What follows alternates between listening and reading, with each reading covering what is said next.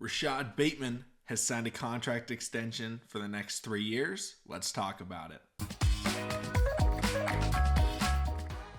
What's going on, everybody? Welcome back to TTP Ravens Media, bringing Ravens content every single day. If you want to see that daily Ravens content, make sure to hit the subscribe button down below. Hit the notification bell as well if you want to get notified every single time I upload a brand new video. Now, I will say Joshua and I are about to record our pre-draft special. That'll be posted tomorrow morning, Thursday morning, probably around 8 a.m. So make sure to keep an eye out for that. It'll also be posted on podcast platforms as well. So that might be posted tonight on podcast platforms. So if you want to listen to it, feel free and go ahead. But this video is meant to be talking about Rashod Bateman.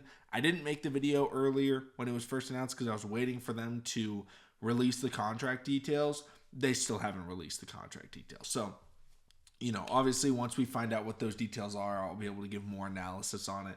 But I've read some expectations and certain numbers, so we'll be able to get right into that. But first off, Rashod Bateman, 3-year contract extension. He is locked in with the Ravens through the 2026 season. Okay, so gives the Ravens an extra 2 years, and that's huge because the deadline for him getting the 5th year was in about a week, or a little bit over a week.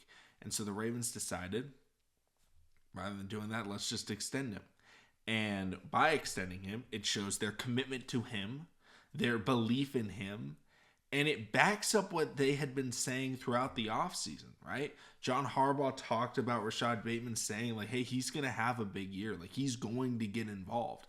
And that's something that I've been looking for since he was drafted. I loved Bateman coming out of Minnesota. I loved what I saw from him from a skill perspective in his rookie, sophomore, and junior seasons. The issue was I felt like he was not used properly under Greg Roman at all, even though he played well.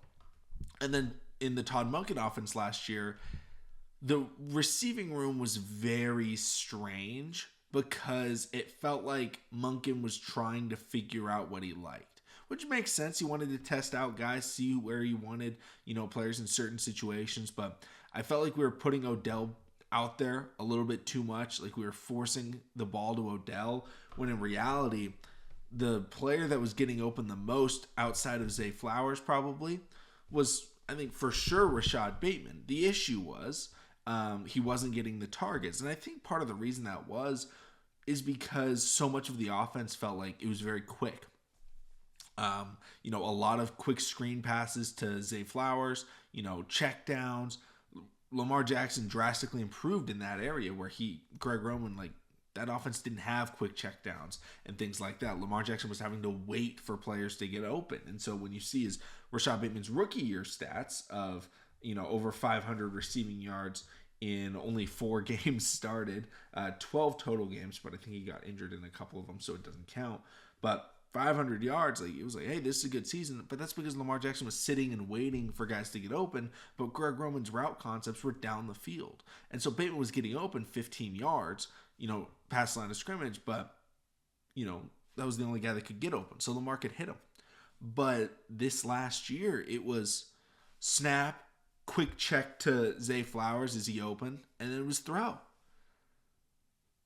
And Rashod Bateman's skill set of being an intermediate chain-moving route technician, it made it very difficult for him to get recognized. Now, Rashod Bateman's also pretty good at getting open deep down the field. He's not the best tracker of the football. And what tracker means is the ability to predict and get to the point where it's best to catch the football.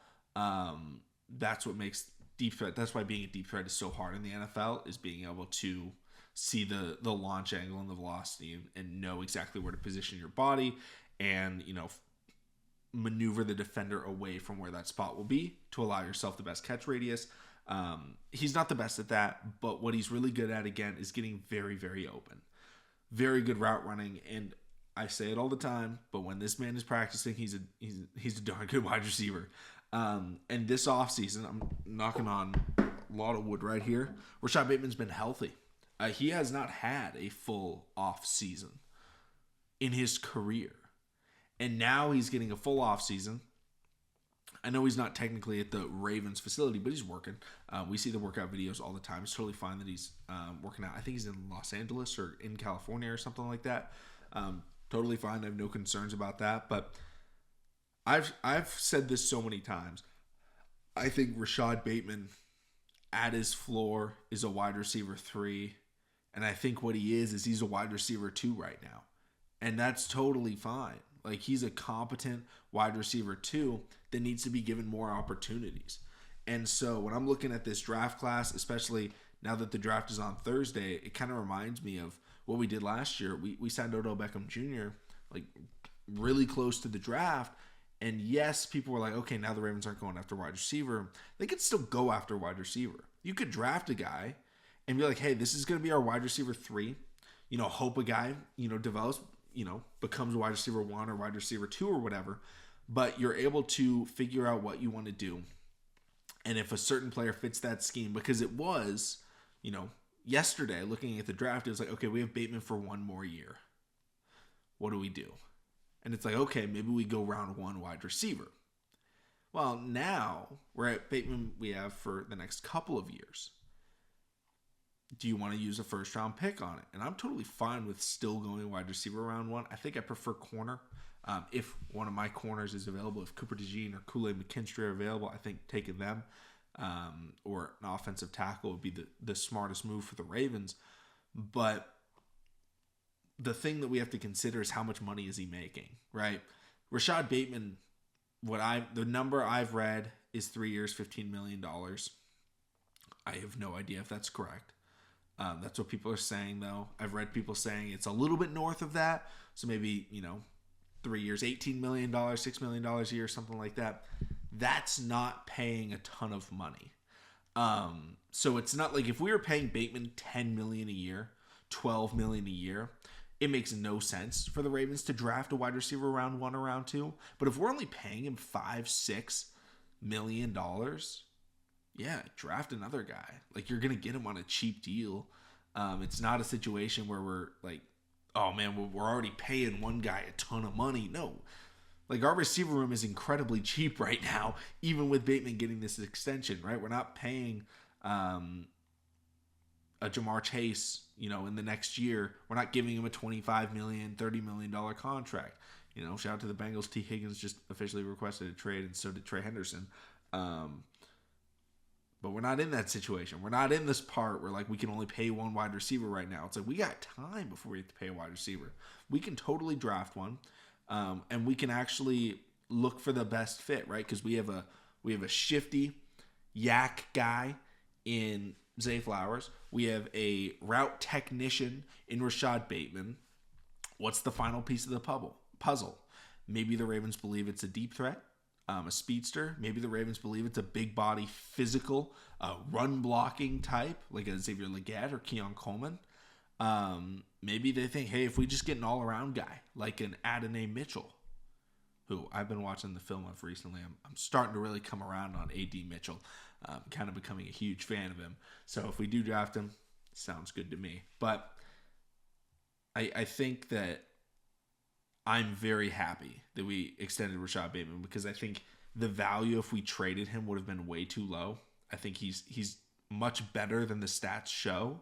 And I think the next couple years, Lamar Jackson and him are going to be working together, and Zay Flowers. And if they're all able to stay healthy and consistently practicing, that could be I'm not going to say it's not going to be a top 5 wide receiver duo, but it can be seen as a solid, competent wide receiver duo, which is all we've been asking for the last 5 years, right?